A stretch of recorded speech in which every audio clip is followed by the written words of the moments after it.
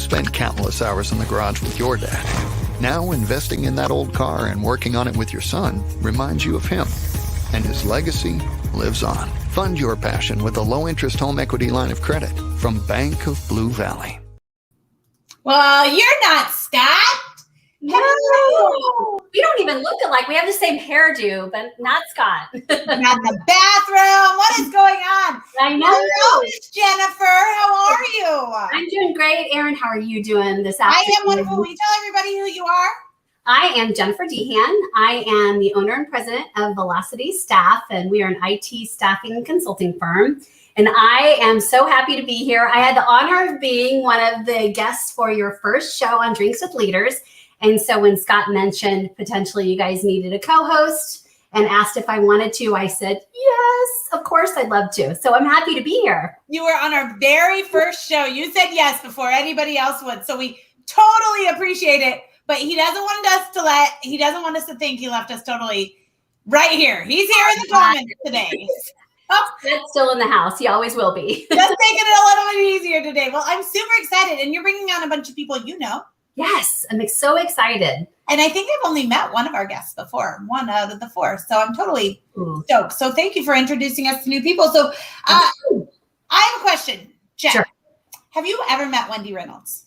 I have, and she's amazing. Isn't she awesome? So Wendy is the CEO of Bank of Blue Valley, and Bank of Blue Valley sponsors this show, right? So how much would you love to work for her? I would love to work with her. I've met her a bunch of times, and the fact is Bank of Blue Valley is amazing. So I'm just so happy that she's part of this show and that Bank of Blue Valley is part of this show. So I'd work for her any day. I would, if I didn't own a company, if Jennifer didn't own a company, we would want to work for her. Cool news or awesome news, exciting news. And I'm really excited because right after this, we have a meeting with them to find out, but they are growing so much. They are hiring a ton of people right now. So if you are looking for an opportunity, reach out to Scott, Jen, me. We can hook you up. And especially, I think we said this last week, if you are bilingual, Bank of Blue Valley wants to talk to you. So if you're looking for a new opportunity, also, if you are here watching the show, say hello to us over here in the comments. Yes. I know that I saw everyone promoting the show a whole lot. So I'm excited to see who all, let us know who you showed up for. So you want to bring your friends on? I would love to. Let's do it. All right, I'm going to let you just introduce them. We're not going to do music this week, so you just bring your friends on and we'll get started. Sounds good. All right, so who do we want to bring on first? Do we want to bring on Lakeshia? Hi, Lakeshia. Hey, ladies. Hey, Lakeshia. Lakeshia, why don't you introduce yourself real quick? What, where your name and where you work? But no, Jen, we got to bring everybody in. We got to bring everybody in, and then we're going to get into really deep. Lakeshia is my very dear friend that I met at St. Luke's Hospital. I'm so glad to have you here. She has been doing social work in the hospital system. I think you just recently started at KU Med recently. So we're excited to hear more about what you've got going on. Who are you bringing in next, Jen? Oh, let's bring in Mandy Shoemaker. Hi, Mandy. It's good to see you. I've known Mandy since kindergarten. So wow. Great to have her on the show. We probably have more secrets about each other than we should since we were in kindergarten together and moving on through school. So I'm happy to have her here and excited to hear about all the wonderful things that are happening in your world, including a new book, maybe? Ooh, yes. Yes, I've got one right here. Yay. Who are we bringing in next? All right, let's bring in Mike Stang. Mike, good to see you. I've known Mike since college, and he actually helped me a lot as I was starting my own staffing company and probably took some staffing gigs that were not so great just to bail me out. So I'm happy to have you here again as a guest and welcome. And he just got back from Vegas, so he probably has some stories for us. Well, it's good to be here. Thank you. What happens in Vegas stays in Vegas. And who is your last guest today? It's Judy Temaat, and Judy is a wonderful long-term friend of mine. Her and I actually met because our husbands work together, and we were lucky enough to actually like each other quite a bit. So hopefully she'll pop back on the screen here pretty soon. But she works at, there you are. Hello. She's part of the AMC organization, but most importantly, she has a foundation called Casey Kansas Angels that I'm so excited for her to share information with you guys and with the rest of the audience today. Awesome. Well, thank you all so much for joining. I'm so excited to meet Jen's friends. This is going to be a blast. All right, Jen, this is where we get into the total meat. We get to really meet them. And this is where you get to ask all your questions because you've known them for so long. So let's start. Lakeshia, you get to go first. Who are you? What do you do? And how do you get to Kansas City? Absolutely. I am a licensed medical master's level social worker at Kansas University Health System. So thank you for having me. I am a wife, a mother of 3 beautiful children, very funny, very inquisitive and bold, may I add. They continue to amaze me with their journey. We moved here about 17 years ago from Louisiana. So I am a small town country girl. I have not affirmed Kansas City as my home. Not to say that Kansas City doesn't have good people, good culture here. Love it. But Louisiana is my home. I'm just a Southern girl. Well, back to what I do with KU. I vacillate between many different roles and responsibility. Currently, I serve patients in the ambulatory setting with the Comprehensive Epilepsy Center. I provide direct patient care, social work intervention services, advocacy. Currently, I'm working on a project that addresses a huge social need that I'll talk a little bit more about later. But my passion and my gift for social work often revolves around disenfranchised and vulnerable patient populations. So that's me. Oh, I love that. Well, thank you, Jen. She didn't give us 4 to 5 minutes, so this is where you get to ask her a personal question. I know. One of the things that's amazing about Keisha is your passion for what you do, and you do advocate for those who can't advocate for themselves. And one of the ways Keisha and I met was my father had been in the hospital for about 18 months on and off, and she provided great care. But one of the questions I would have for you is about those relationships. You know, from a social work perspective, obviously you have to outreach and network quite a bit with other resources to bridge the gap for those individuals who need additional care. How do you do that? And do you find that it's difficult to make those connections, or that people are willing to help? You know, I find it that people are really willing to help. I think we have good leaders all throughout the Kansas City area. And also I'm learning that we have that same level of support on the Kansas side now that I'm working a little bit more closely with Kansas constituents, the community and leaders. I'm a firm believer that good health goes beyond healthcare and on hospital settings. So I really do like to build connections with patients, with their families, with the community that they live in. And I leverage those supports in trying to meet the needs of the patient. So it is a unique quality that I have, but it's all about relationship building is truly what it comes down to. So. Yeah. Well, you have a gift for it, truly. And I appreciate all you've done for me and my family over the years. I know there's a lot of people who appreciate what you do because you're naturally gifted at connecting with people, and it's done a tremendous amount for so many people in our community. Thank you. Thank you. Mandy, who are you? What do you do? And how do you get to Kansas City? And it looks like you muted yourself, so you have to unmute yourself. I unmuted. Okay. I have a loud air conditioner in my building that's kind of giving us some background noise. So I'm Mandy Shoemaker. I was born and raised in Overland Park, and graduated from Shawnee Mission South in 1988. Any other Raiders out there with Jennifer? And I actually went to school for college in Colorado, and then continued to move west, lived in Oregon for 12 years, where I got my first job as an elementary school principal. I was a teacher and then a principal, and that first principal's job came around when my youngest was 3 months old. And I knew if I was going to continue to do that job, that I was going to need my mom. And so we moved back here in 2005, and I was an elementary school principal in Blue Valley for a few years, and then in Olathe for a few years. And in 2013, I left that to start a business with my sister-in-law. And so we are now co-owners of Prairie Elder Care, and we have 4, soon to be 5, group homes specifically designed for people living with dementia. Our mission is giving back community, connection, and control to our residents and their families. And as Jennifer mentioned earlier, we did just write a book. It's called Now is Found. It will be available on our website, prairieeldercare.com, early next week. And so we're very excited about that. So we've been back here for coming up on 16 years. And so Kansas City is definitely my home. And my mom is still here. And so we're rooted here as long as our kids and parents are here. And I'm a mom of two boys. They're growing up. It's crazy, 20 and 17. And yeah, just happy to be here. Jen, this is where you can ask personal questions. Well, I happen to know that at least one of your sons has brilliant musical talent. What musical genres is he interested in, and what instruments does he play? Yeah, he is a jazz guitarist, my 17-year-old. And I guess that's another one of my kind of passion projects. He has also, as many artsy types do, has had some mental health struggles. And so in 2017, we really had a crisis time. And after having been principal in Blue Valley, I was still, I was on the Blue Valley Educational Foundation board, which Wendy Reynolds of Bank of Blue Valley is also on the board with me. So another common connection there.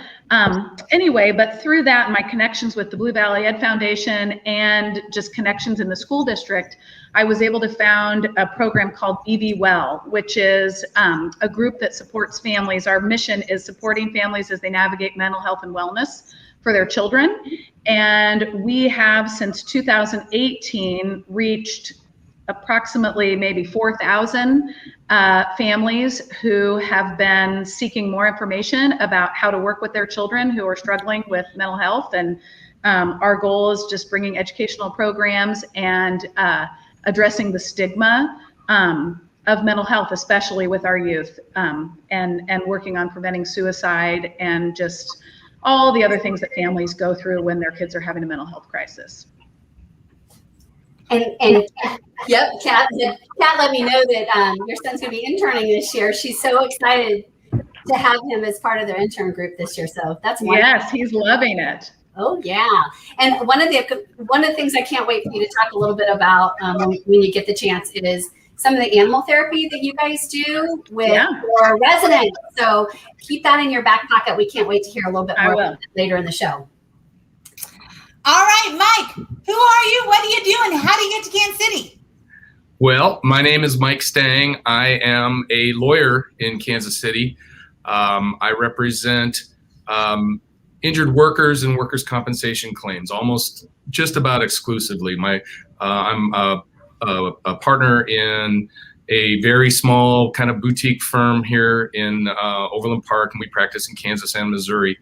I am actually, I moved here 40 years ago, come January, from Wisconsin.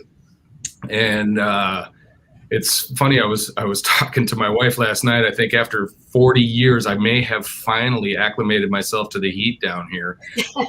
I know everybody who lives here says, heat, what heat? But yeah, so... But anyway, we moved to Leawood. I've lived in Leawood and Overland Park. I'm a proud product of the Blue Valley school system. I graduated from Blue Valley High School. Ultimately went to college at Benedictine, and then I got my law degree at KU. I actually spent about 5 years between college and law school, and that's really where I met Jen. During our kind of, it was like an episode of Friends every day. Yes. But anyway, I ran a couple of businesses. I ran a dry cleaners. We had 5 stores. It was me and my brother. And I really kind of got the entrepreneurial bug doing that. After I graduated from law school, I started working for a big insurance defense firm here in Kansas City, one of the biggest ones in the whole state of Kansas. And then, as I tell people, I I decided that I wanted to go to heaven when I died, so I stopped working for insurance company. But I switched sides. I originally was representing employers and carriers, and now I represent injured workers, which kind of puts me at a different perspective than a lot of, I think, probably everybody else here, in that I'm the guy that the employers kind of don't want to see coming. I advocate for injured workers that are not getting a fair deal with their claims. And try to run them through the process, which is it can be a very traumatic process for people. For us, it's to a large extent kind of routine, and we have to remember that for them, this is the most horrifying period of their entire life. And so there's a lot of hand-holding that we have to do there to try to help folks get through these things. In addition to that, just a brief aside, my law partner and I, we are proud supporters of a charity in Missouri called Kids Chance, which is administered by many of the judges, the workers' compensation judges in Missouri.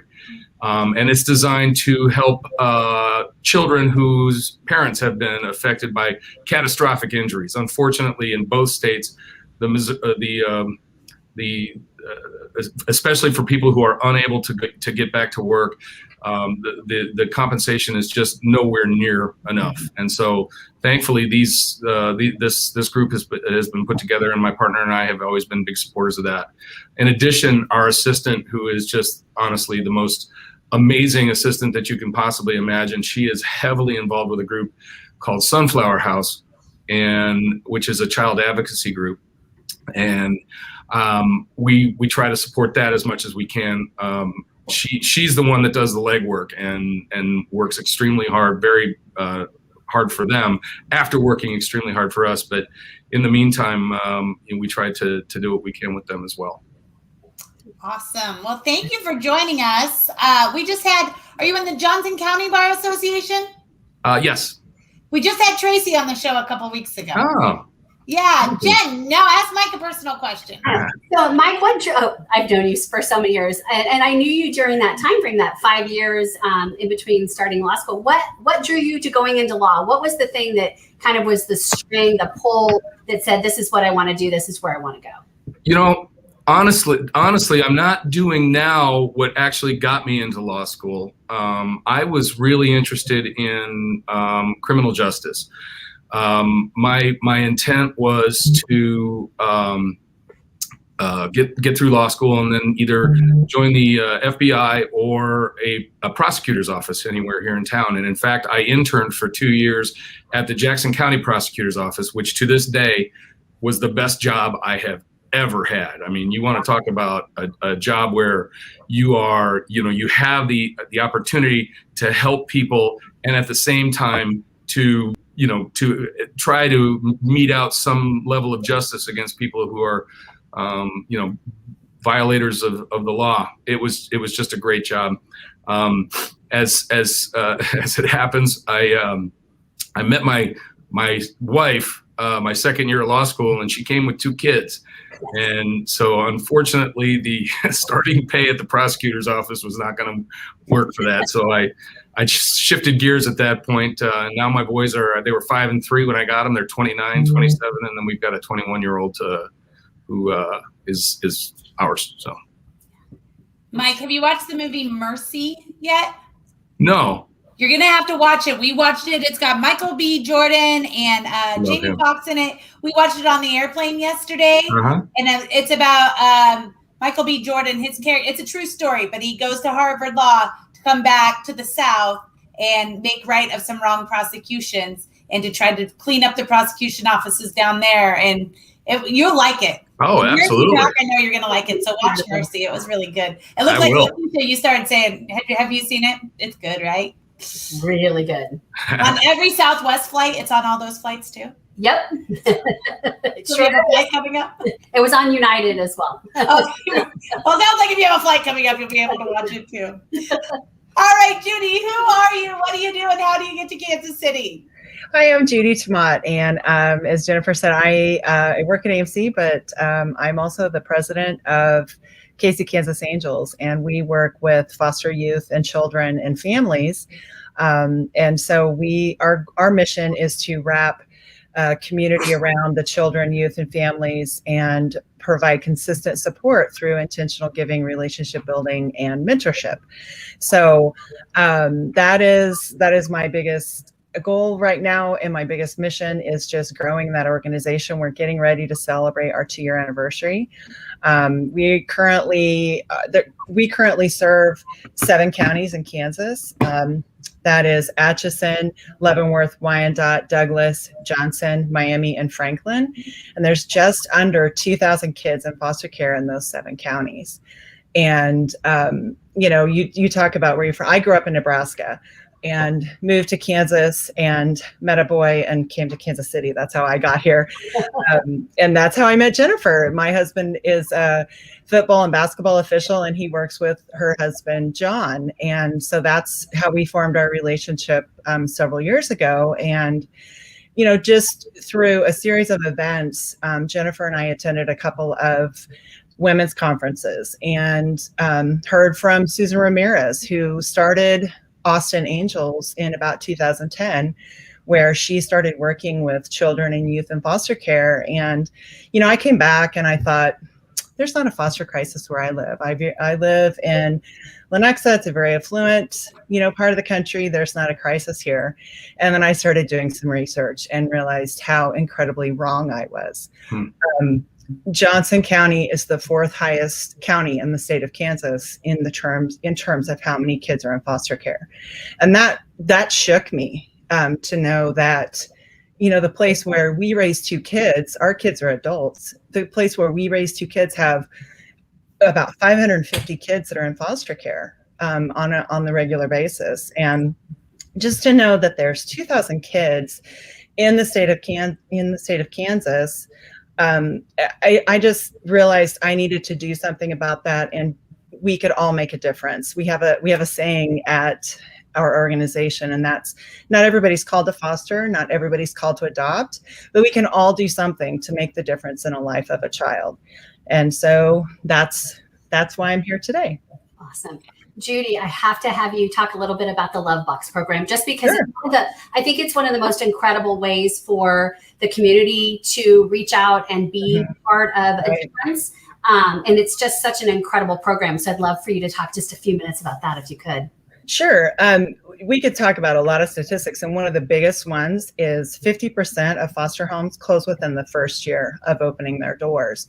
And one of the biggest reasons that they do that is that they just don't feel they get the support they need to keep doing what they're doing. So the Love Box program was created to wrap community around the children that are in the foster care situation. And then that includes the family, the mom and dad, and the biological kids that are in the home. And that's really what is super unique about our programs. I don't know of any other programs that work with foster care that do that. So our Love Box program, we recruit volunteers that make a 1-year commitment to show up for a child in foster care. And they will show up monthly with whatever makes sense for that family. What do they need? Do they need financial assistance? Do they need soccer cleats for their kids to play soccer? Do they need me to pick their kids up from school 1 day a week so that they can work and keep their job that they have? Do they need me to make them a meal once or twice a month, just so they don't have to worry about cooking for that evening?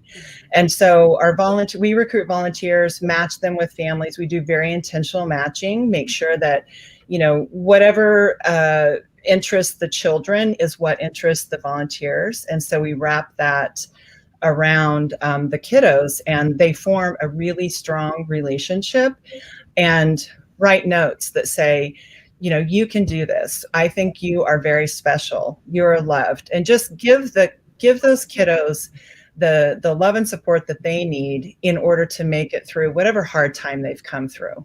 So does the volunteer go with the kiddo if they switch houses then? Yes, they do. Yeah. So That's you know, insane. it's interesting. June is National Reunification Month, and the goal of foster care is always reunification with the biological parents. And so if for example, my husband and I support a family in Olathe. There's 5 kids in the home, a sibling set of girls that are 5 and 2, and a sibling set of boys that are 12 and 13, and then a 13-year-old biological daughter. So if those girls would go back to mom or dad, I would go with them, as long as mom and dad are okay with that. And maintain my 1-year commitment with those girls and say, hey, bio mom and dad, I want to come alongside you and provide the same consistent support to you and your girls for the rest of this year, because that's a really hard transition to make too. You know, mom and dad have worked really hard to get these kids back, and they maybe need to make some changes in their lives. So I want to do whatever I can do to support those kiddos. And our ultimate goal is to break the cycle. We want to break the cycle so that those 2 little girls never have their kids taken away from them. They never have kids in foster care. That is the ultimate goal. I have a really funny story to share with you, Jen, because you know, does anyone else on this call know Ezzy Redwood, who works with me? He's just this wonderful guy that volunteered to babysit our children this past week while we were out of town. And there's a house. So I'm in my office, and there's a house you can see right here, and cars come and go all day. And he asked us yesterday, he said, what happens at that house over there? And I said, actually, that's a wonderful dentist and his wife who all their kids graduated, and now they take on foster kids in their teen years. Oh, that's awesome. As long as they need until they graduate, they get them a car and a job and all the things and really set them up. But there's constantly cars coming and going because they've got 4 biological children right now, 4 foster children, right? And so a lot of kids coming and going. Essentially, they all look really good. But as he had I forgot to tell him, and I was like, over here. But we watched them, and we're just like, oh, those are angels that live there, because especially in their teen years. Yeah, it's fantastic that they're doing that. Wow. Mm-hmm. Those are really tough years. Teenage years are tough anyway. Right. And when you add that complexity onto it, it just makes it even harder. And that brings up a point. We also have a Dare to Dream program that focuses on kids that they're separated by ages. So 11 to 15 and 15 to 22. So it's a one-on-one mentorship where a person meets with a child or a youth in foster care twice a month and go through modules of how do you get a job? How do you start a bank account? How do you learn to drive, get a driver's license, and all those things that are really critical to help youth understand what it's going to take to go on to the next step of their lives. I would like to sign up for that. How do you sign up for that? Hey, I will send you a link. Okay, perfect. You would be wonderful at that. Yeah, that'd be awesome. I feel like in general our youth needs that. Like, how do you, that's stuff you should learn in school anyways. It makes me so mad that you don't. But awesome. Well, thank you for joining us so much. I think with this panel, our Wendy Reynolds question is going to be so exciting to hear today. So are you guys ready to bring on Wendy? Let's do it. All right, let's do it. Let me find the video here. Okay. Lakeshia, as soon as this is done, we're going to get your answer, but I'm really excited about this question. This is actually the first time. You guys are our guinea pigs. Let's call you that. It's the first time. Is that nice to call you? It is, right? Jennifer was our guinea pig the first time we ever had this show. Now y'all going to be. This is the first time that we got an audience member to give us questions for Wendy to ask. So if you follow our page, Drinks with Leaders, on LinkedIn, we will ask for questions for the next time we do videotapings, and your question could be asked right on here too. So hopefully this person is watching today to see their question get answered.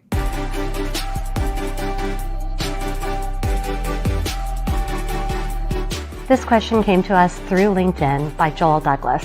Thanks, Joel, for your question. The question is, how have you had the benefit of mentoring, and how do you facilitate that to others within your organization?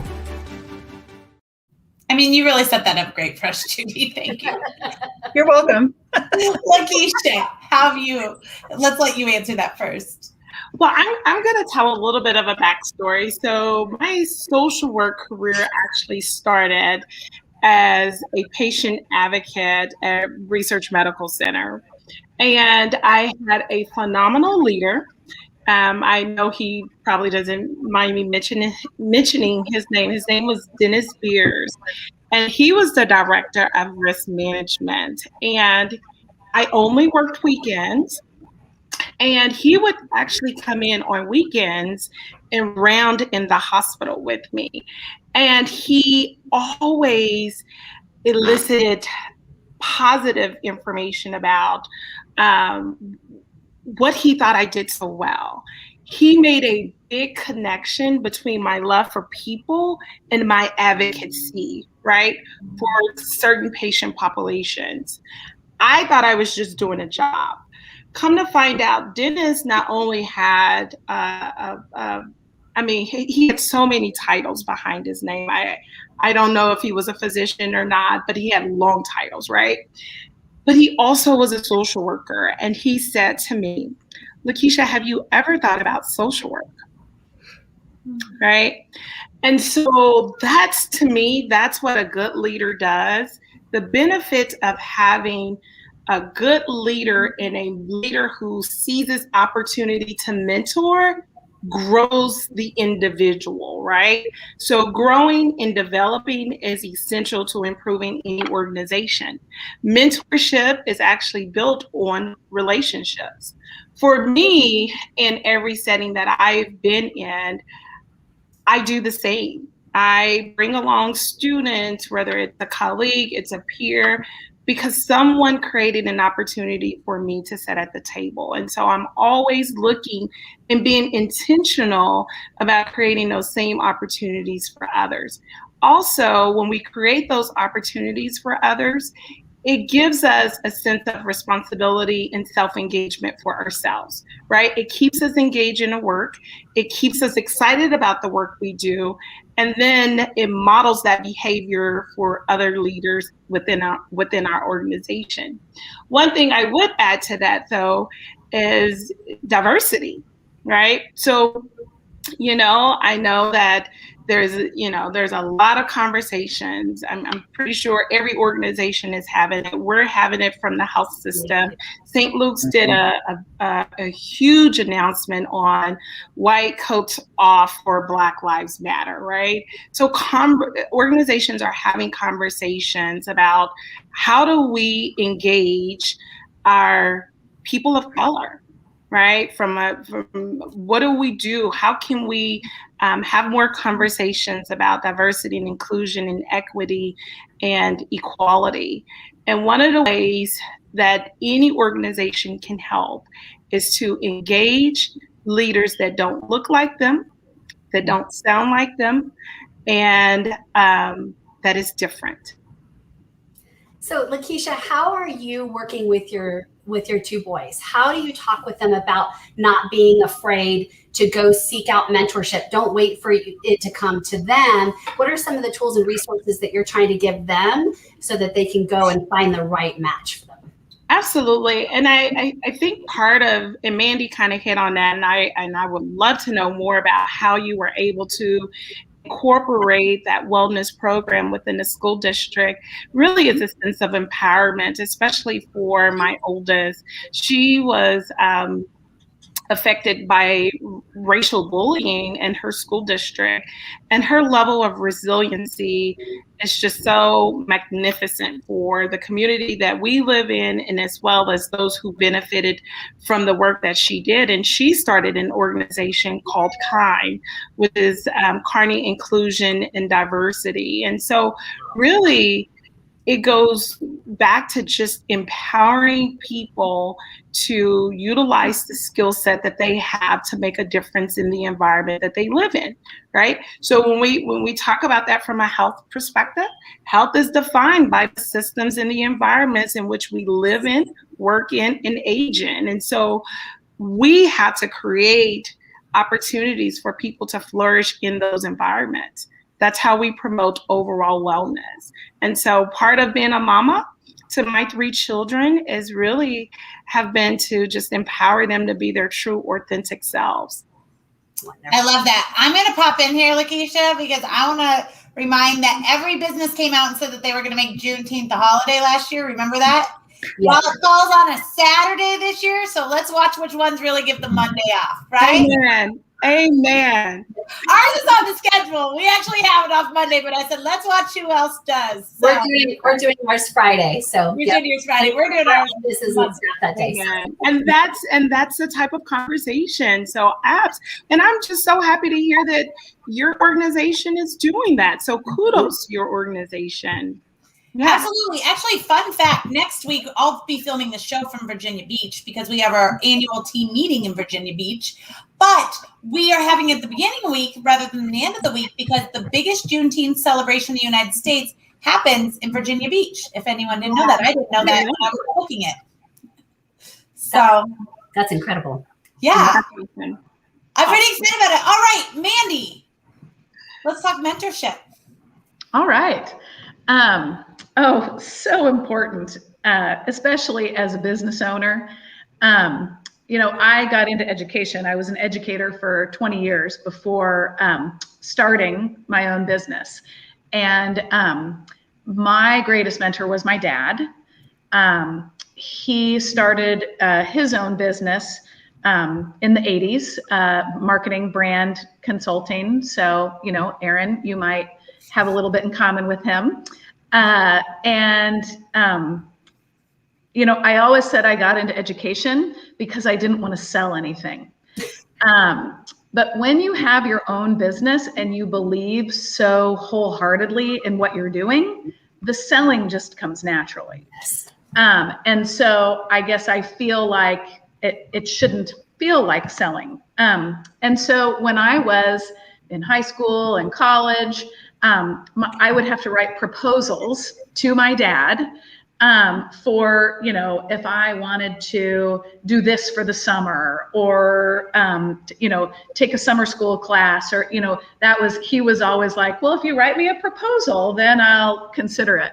And I'll tell you that has paid off like tenfold. When I go to meet with banks now, or, I have everything totally prepared and ready, and it's just really ingrained in me that you should be, very prepared for things like that. Another thing that I would say is, and I know a few of you have been involved in Central Exchange, and when we were just starting our business, that's kind of where I learned to sell. Brendan Filbert was doing all sorts of sales groups. And I kind of went from 0 to 60 pretty darn quick. And so I would say at Central Exchange, there are a lot of people from that time period that have become close friends and mentors for me. And not to mention, my bosses, when I was a teacher, my principals, I was always very close with them. And I think, Keisha, I think you really eloquently described what mentorship looks like. And I think being mentored just means being open to those people that are willing to pour into you. And so I think there's two sides to that coin, being a good mentee and being a mentor. And so I think I just had people that I was so open to being mentored by. They just made lasting impacts on me, and I'm still in touch with them. My very first principal, Facebook makes that possible. He's in California and I'm in Kansas, but we're still connected. In terms of mentoring, I think as a business owner who, we've been in business for 7 years now and have done very well. And we were a top 10 small business last year with the Kansas City Chamber. And so I think paying it forward or, and helping new business owners as they're coming along. I'm also involved in NABO, the National Association of Women Business Owners. And I think being able to build relationships and make connections with people who are just starting out.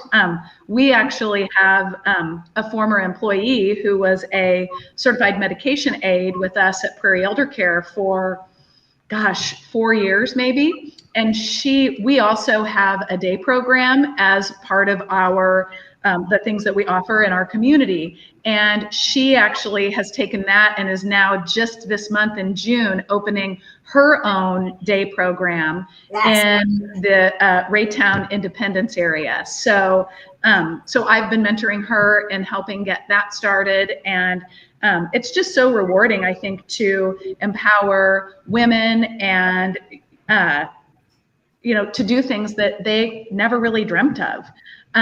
We are very focused on growing our own from our leadership team within our organization.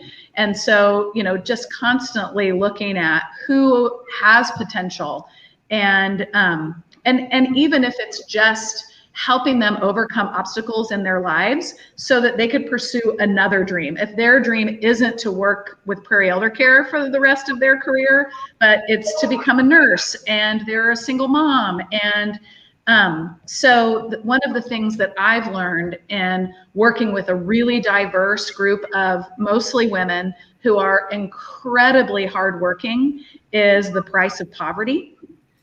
And when you're a single mom and have 4 kids and you have to pay $400 to register your car, your tags get behind and then your car gets impounded. And then and these are people who are really working their tails off. And so doing what we can to help people overcome barriers so that they can reach their goals and even beyond what they think they're capable of doing is super important to just the foundation of our organization. That's fantastic. Mandy, one of the things I got to thinking about is so often when we look for mentorship, we look to leaders, we look up. But peer mentorship can be very, very valuable as well. And, obviously you're in a situation where you're in business with family and your sister.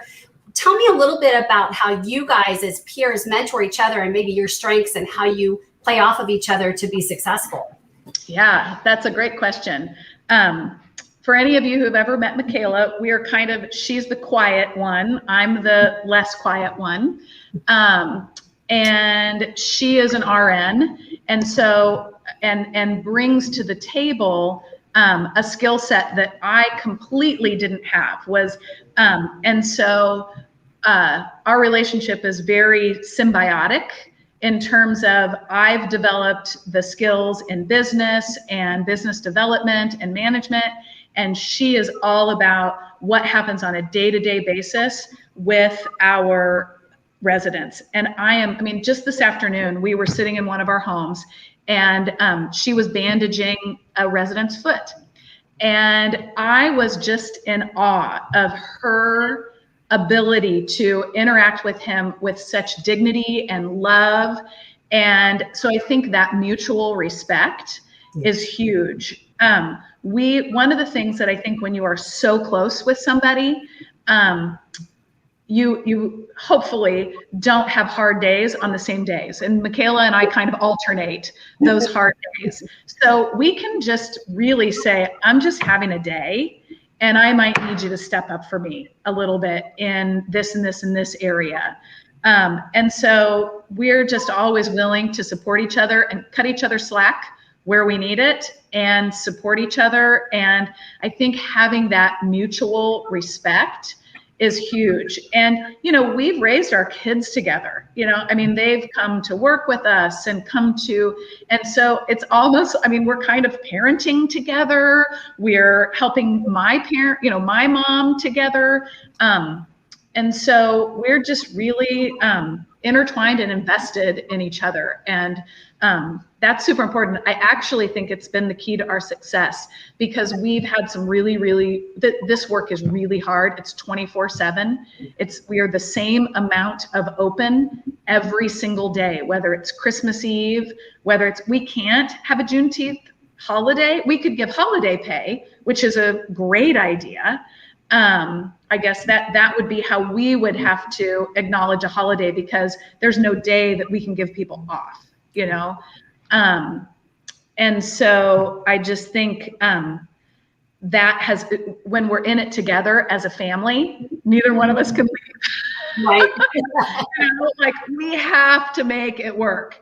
And so we have, and I think we're just really stronger for that. Awesome. Awesome. All right, Mike, talk to us about mentorship. Well, it's funny. It's such an easy question for me, because the nature of the legal business is people come out of law school, and almost very few people come right out of law school and then hang their shingle. Everybody, to some extent, either works for somebody or works for a government agency. But the bottom line is, the way the business is, or the practice, the profession is set up, it's, the older lawyers kind of oversee the younger lawyers. In fact, in our rules of professional responsibility, there's one of the rules basically says that if a young lawyer screws up to the point where it would potentially result in a bar complaint, it is actually his supervising or his or her supervising attorney who's in trouble. The young lawyer is not, which I got to tell you it was like a warm blanket when I was just starting out. So as I mentioned before, when I got out of law school, I was working for a very large law firm, and I worked in the work comp department, and it was a fairly close-knit department, and there were tons of not tons. There was only about 10 of us in the whole department, but the older lawyers, the partners, were always great, really great, supportive guys. But what I would tell you, which is really kind of funny, the greatest mentor I ever had in this business was a guy, and I'm sure he wouldn't mind. His name is Jim Martin. And Jim was a sole practitioner that I was always up against. He was a frequent opponent of mine. He was a claimant's attorney. I was working for the defense. So I was the one kind of in his way. And I used to joke that my very first preliminary hearing was against him. My very first deposition was against him. My very first regular hearing was against him. My very first mediation was against him. It was odd how all of those all worked out. But I mean, I wind up having Jim at all of these things. And then he was, or still is, he's retired. But he is the consummate gentleman. Now, you may or may not be aware of this, but my profession has a reputation for having people with certain antisocial personality traits. No, it's true. Shocking. And Jim was always such a gentleman. I mean, he was almost the anti what you would assume a lawyer would be. Very smart man, very zealous in his advocacy for people. But he did it in such an incredibly gentlemanly and professional manner that it really kind of wore off on me. So then fast forward several years, my law partner and I, we started this firm in 2012. Jim, in about 2014 or 2015, was kind of starting to wrap up his practice, and he decided that he didn't want to renew his lease where he was. And we found out about this, and we said, "Hey, Jim, we've got some space in our space that would be perfect for you, and we would love to have you come and you can rent this space for whatever, and but we just want to have you down the hall."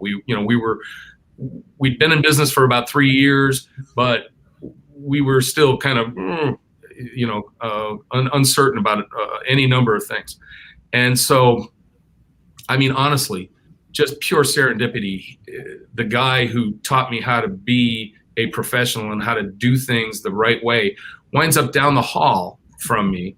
And so for the next 5 years, it was like Buddha on the mount, man. I mean, any problem I had, I was able to walk down the hall. And I cannot tell you how many times he would be walking by, and I sometimes, even to this day, I mean, I've been doing this now for 23 years. And to this day, there are times where I just still get kind of angry. If the other side is not being reasonable, and suddenly now this is going to result in extra work, I'll vent a little bit.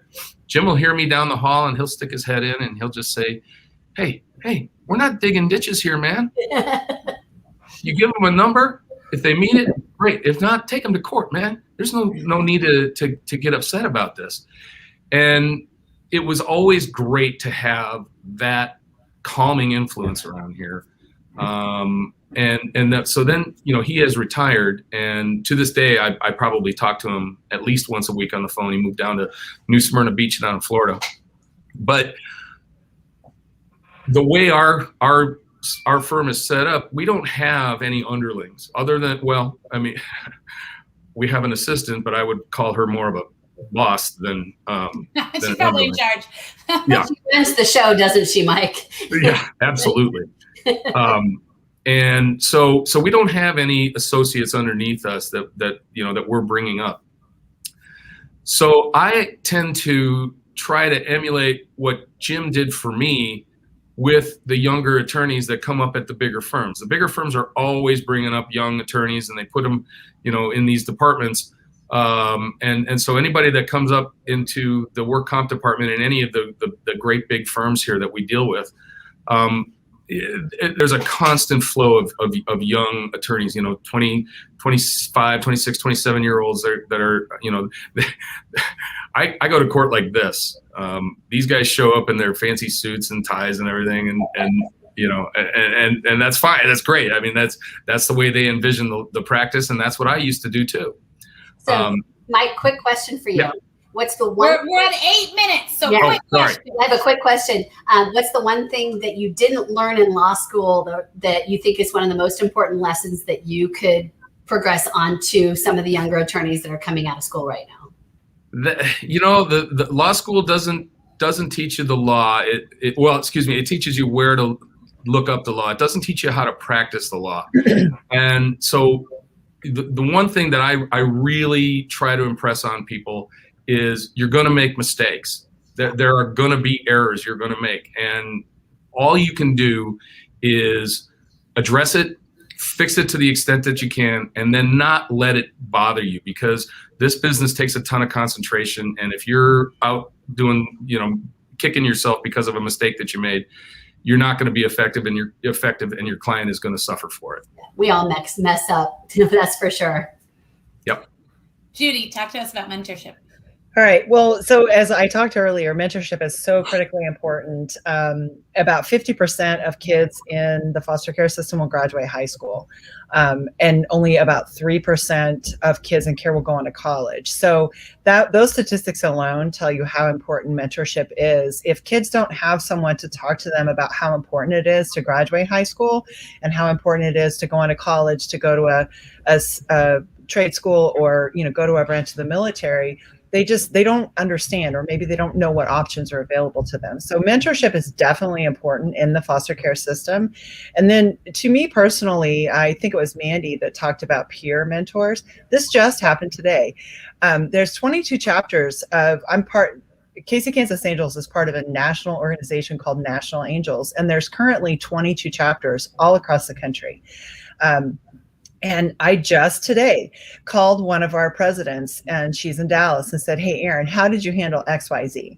And they are always so willing to give back their time to me as a newer president of an organization and say, well, this is what I did, or this is how I handled that, or whatever. And my friend Amanda in Nashville, same way. We call each other all the time, and we do that peer mentorship. Another way is just in a nonprofit board, you are constantly mentoring people, constantly mentoring new board members. We have 5 interns this summer, which I'm super excited about. But it's a lot of mentorship and a lot of just time and spending time with people and explaining how our organization works and how they can make a difference going forward. Wonderful. Did you have a question?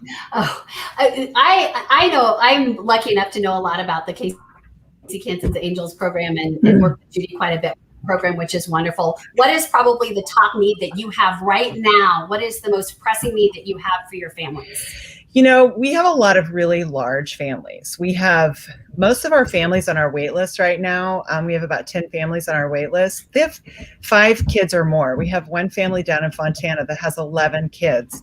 And to find somebody who can physically come in and give them the type of support that they need, we need big groups of volunteers. And fundraising, obviously, as a nonprofit, is always a hot point for us. We're having a golf tournament July 12th. If anybody wants to sign up to golf or to be a sponsor, that would be amazing. You can check us out at CaseyKansasAngels.org. Just, help in any way that you can. Give whatever you can. Like I said, not all of us are called to foster or adopt, but we can all do something to make the difference in the life of a child. It's CaseyKansasAngels.org. Correct. Okay, Right. perfect. We'll get Yeah. that up here before. And we're on every social media platform, LinkedIn, Facebook, Instagram, and then we also have our own website. Yeah, so check us out. And the golf tournament's on July 12th? Yes. Yeah.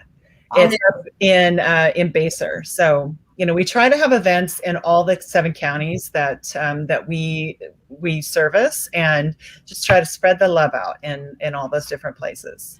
I have a quick question for you. Uh-huh. How do you have a full-time job plus run this organization? Well, it's a lot of nights and weekends. Yeah. Today's a vacation day for me, just in case anybody from AMC is watching. But yeah, it's a lot of nights and weekends. Plus, I have a killer board. We all have full-time jobs. It's amazing how much we get done with what we do and the families that we support. But yeah, it's a full load. And how do we get you the same amount of Reddit love that your day job got? Yeah, exactly. Right. Exactly. All right. We do have a question. I want to pull it up. We only have like 3.5 minutes left, so we don't have time to get into this question. Lakeshia, I would like you to take a 60-second stab at answering it. But then if everyone on the panel, including you, Lakeshia, will maybe go in and connect with Kate. And if you have anything awesome to add, I think this question's awesome. I wish we would have more time for it. We just don't. But essentially, she said, as an area, I've seen a rise in recognition and push for awareness in the area of neurodiversity. Do any of the panel members have experience in working in this area? And are you seeing employers recognizing the value of neurodiverse employees as part of their workforce? Lakeshia, I said you, but if anybody has an answer, that seems very smart for me. So I'm going to stay out of it. Oh, she doesn't have an answer. That's okay. I will tell you, it's incredibly important. I think that more and more organizations are recognizing that neurodiverse candidates bring something to the table. I think a big part of it is having a larger organization certainly is helpful. Having as part of your employee retention, human resources department, et cetera, having somebody who is part of that organization that recognizes different capabilities and abilities within a wide variety of populations that we have in. And here's the great thing. There are so many neurodiverse individuals out there that are fully capable of contributing at a huge level for organizations, that can bring a level of client service, that can bring a level of employee retention, can bring perspective to an environment that somebody else might not be able to. So I think organizations need to get serious about evaluating diversity and inclusion in every way. People who don't think like you or look like you, but also people who operate differently. And I think more and more companies, especially now that we're still in a situation where there's more jobs than people in a lot of circumstances, we need to be looking at all of the diversity available to us in filling jobs and getting over these preconceived notions of what that candidate looks like, what their experience level is. Have good mentors in place, have good processes in place, and you're going to open up to a world of fantastic candidates that can do beautiful things for your organization and for the community. This is why I love Jen. This is why I love Jen. Oh my goodness. Yes. One quick thing, because I know we're running out of time. I'm not going out of town. I've been thinking about some of your upcoming Aaron vacation that's coming up. So that's what's on my trip. It's a work trip. But next steps for our listeners, especially those people who are committed to the community work, who are concerned about this work, is to really understand the priorities that are impacting good healthcare, right? In the medical community, we call this social determinants of health. I would love to share some dashboards and some community health plans that are currently guiding conversations about how to improve health outcomes. this is a shared responsibility for every organization, for every individual collectively. And that's my call to action. All right, so they can connect with everybody on the panel here. Please do. On LinkedIn. You can also check out the show for the replay on Facebook, YouTube, but you can connect on LinkedIn. That would probably be the best place. And everyone on our panel, thank you so much for joining us. Jen, thank you so much for co-hosting. We will be back same time, same place next week. I'll have more of a beach background, but we will be here, and Scott will be back with us next week. Thank you guys so much. We will see you next week. And thanks for joining us.